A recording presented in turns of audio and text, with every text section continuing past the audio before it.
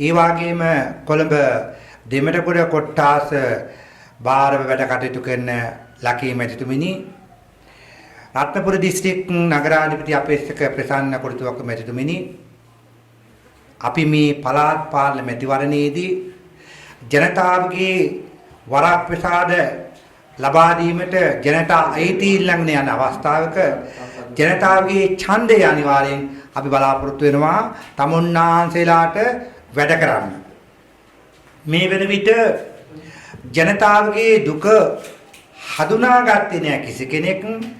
ජනතාවගේ පිහිටට යම් දේශපාලන පක්ෂයක් කිසිම වෙලාවක ඇවිල්ලා නැහැ. හැබැයි දැන් නායක කාර්කාදී කියා සිටිනවා වත්මන් රජයේත් බලය ඕනාවට වඩා ලබා දීලා තියෙද්දිත් මේ වෙන විට පළාත් පාලන බලයක් මට දීපියව කියනවා. දැන් දීලා කට්ටිය කරගත්තා මඩ. ඉතින් අසීමිත බලයක් ලබා දීලා තියෙන වත්මන් රජයේට ඇයි දැන් වැඩ කරන්න බැරි පළාත් පාලන ඕනෙමද? ගමේ කටයුතු වැඩ කටයුතු කරන්න අදාළ ඇමතිවරයා එනවා. අදාළ ඇමතිවරයා ඒ කොට්ටාස මට්ටමේ මොන මන්ත්‍රීවරයෙක් හිටියත් එක්සත් ජාතික පක්ෂය, පොදු ජන පෙරමුණ, ඒ වගේ සමගි ජන බලවේගය, ජනසිත පෙරමුණ මොන පක්ෂයේ යම් කෙනෙක් හිටියත් ඒ කට්ටිය සාකච්ඡා මට්ටම අරගෙන ගමට වැඩ කරන්න පුළුවන් බලය මට දියම් කියලා කියන්න යන්න අවස්ථාවක් නැහැ.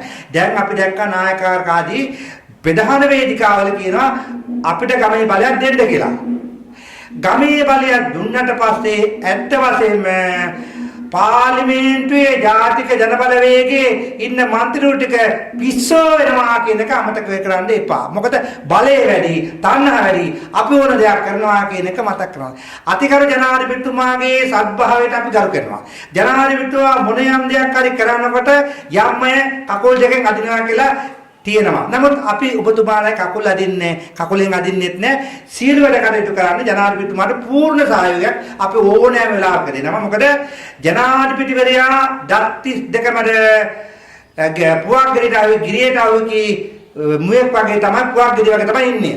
ඒ නිසා ජනාධිපතිතුමා ආරක්ෂා කරගැනීම මොනයම් විදිහේ හරි මහා සංඝරත්නයේ වක්කීමක්. හැබැයි අනිත් කට්ටිය නම් ඔහේ කියන්නම් වාලේ කියනවා, නටන්නම් වාලේ නටනවා. එහෙම නෙමෙයි. ජනාධිපතිවරයා යම් විදියකට වැඩක් කරනවා. ඒ වගේම නීතිය ක්‍රියාත්මක කිරීමේදී අපි ඒතුමාට බොහොම ස්තුති කරනවා. මේ පල් පොළු ටිකට නීතිය ක්‍රියාත්මක කළා. නීතියෙන් දඩුවම් දීම තමයි අපිත් බලාපොරොත්තු වෙන්නේ. මොකද කවුද හොරු කියලා. දැන් ඔබතුමාලා පාර්ලිමේන්තුවේ අපි හොරුන්ට දඩුවම් කරනවා. ඉතින් හොරුන්ට දඩුවම් කරනවා, මිනි මරණ දඩුවම් කරනවා. මං අහන්න කැමතියි අර ගණේ මුල්ල සංජීව මරණකොට හිටපු කාන්තාවක් හිටියනේ. මේ කාන්තාව තාම සොයා ගන්න බැරිලා තියෙනවා. හොයාගත්තද? හොයාගෙන නීතියෙන් දඩුවම් දුන්නද? නීතිය ක්‍රියාත්මක කරාද කියන එක වත්මන් රජෙන් මම අහන්නට කැමති. ඒ කාන්තාව කොහෙද ඉන්නේ? රටින් පැන්නද? ඒ වගේම තමයි දැන් මෝදි ලංකාවට එනවා. දැන් මෝදි ලංකාවට එන්නේ ඇයි?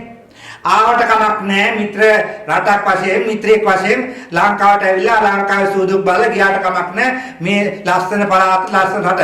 නමුත් මෝදි සමග වත්මන් රජය ගිවිස ගන්නා ගිවිසුම මොකක්ද?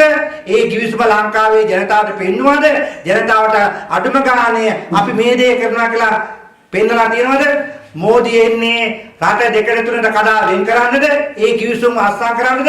දැන් සාම්පූර්ේ බලාගාර හදන්න පසුගිය රජය කතා කරනකොට වත්පලාමේ හිටේ මේ වත්මන් රජයේ පාර්ලිමේන්තුවේ හිටපෑ කෑකෝ ගැහුවා. රට විකුණනවා, රට බෙදා වෙන් කරනවා කියලා. දැන් මේගොල්ලන් කරනකොට අස්සම් කළා මුල් ගාල් තියනකොට මේක රට බෙදාගෙන කරන කන්නේ. නමුත් මතක තියාගන්න මේ වෙන විට අපිට අවශ්‍යයි ඔබතුමාලාගේ මෝදි නරේන්ද්‍ර මෝදි ලංකාවට එනකොට අස්සම් කරන ගිවිසුම මොකක්ද? උතුරු නැගෙනහිර පළාත බෙදා දීමේ කුමන්ත්‍රණයක් තියනවාද? නැගෙනහිර නාන්දුකාරවරයා කවුද? නැගෙනහිර මහාමිතියා කවුද? උතුරේ මහාමිතියා කවුද? මේ රට බලය බෙදනවද? ඒ වගේ ගිවිසුම කර අස්සම් කරන්නද එන්නේ කියන එක මතක ඇතුව අපිට කියන්නේ. හැබැයි මතක තියාගන්න තමුන්නාසලා මිනට පළාත් සභා ක්‍රමේදී යම් විදියකට පළාත් බෙදුවත් එහෙම අනිවාර්යෙන් පළාත් 9ම බෙදන්න සිද්ධ වෙනවා. මධ්‍යම රජයේ තියෙන සියලු බලතල මහා ඇමතියාට ගිය හැටි ඌ ඊට වඩා පිස්සෙක් වෙනවා. මොකද පොලිස් බලතල, ඉඩම් බලතල, එසේ නෙවෙයි තවත් බලතල ගොඩක් තියෙනවා. ඒ සියල්ල ගිය හැටි ඌ තමයි ඉහි රජා. මධ්‍යම රජයේ හිටියට වැඩක් නැහැ. ඇමතිවරු ඇවිල්ලා පබිය වෙනවා. ඒ නිසා මෝදිසා වත්මන් රජයේ අස්සන් කෙන්න කිව්සුම්ට කියන්නේ ඒ වගේම තමයි සම්බාධක පනවපු රටවල් වලට වත්මන් රජය ගත්ත තීරණය මොනවද? ඒ අයගේ ප්‍රශ්න මොනවද? වත්මන් රජයේ යම් විදිහක සම්බාධක පැනව ත්‍රිවිධ හමුදාවේ අයට වෙන රටක නම් මෙහෙම ඉන්නේ නැහැ. වෙන රටකට මේ වගේ සම්බාධක පැනවනම් රටේ වත්මන් විදේශ කටයුතු ඇමතිවරයෝ ඒ වගේම මුළු කැබිනට් එකම ඒකාසි වෙලා මේවට විරෝධය පළ කරනවා අපේ රජේ. අපිට හිනක් යනවා. අපේ රටේ කොන්දක් පඩ කතා කරන්න බෑ. ඇයි? කොඳු වැට කඩලා තමයි විදේශිකයෝ අපේ ඇමතිතුරුන්ගේ තියෙන්නේ. ඒ නිසා මතක තියාගන්න රට හදන්න මේ අයට පුළුවන් නම් හදාවි. හැබැයි gediye පිටින් කාට හරි දුන්නොත් මොනවා කරන්නද? අපේ ඡන්දෙ දීපුවා තමයි බලා ගන්න ඕනේ. අපි ඊටමත් කනගාටු වෙනවා. අපේ පූජනීය වස්තුවක් වෙන බුරුමේ විකිකේද ජනක මේ ප්‍රශ්නේදී මම ජනසිත පෙරමුණේ පක්ෂේ නායකයා වශයෙන්ුත් ධම්මවිචේ විහාරස්ථානයේ විහාරාධිපතිවරයා වශයෙන්ුත් ඓතිහාසික වාර රාජමහා විහාරස්ථානයේ විහාරාධිකාරී වශයෙන්ුත් මම ජනතාවගෙන් ඉල්ලා සිටිනවා අපේ බුරුමේ මේ වෙන විට මහ විශාල ව්‍යසනයක් ලැබුණා. ඉස්සර නම් කිව්වේ බුරුමේ කියලා, දැන් මියන්මාරේ කියනවා. මියන්මාරේ විනාශ වෙලා තියෙනවා. සිවුරු පිරිකර ඒ වගේම නොයෙකුත් ආදී දේවල් ඉරකට අවශ්‍ය වෙලා තියෙනවා.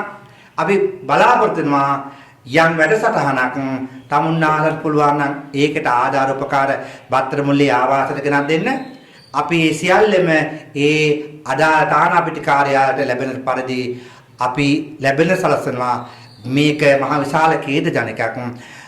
මියන්මාරේ සහ තායිලන්තයේ ඒ විච්ච ඛේද ජනකයට අපි මිය පරලොව ගියා වූ සියලු දෙනාටම නිවන් සුව ප්‍රාර්ථනා කරනවා.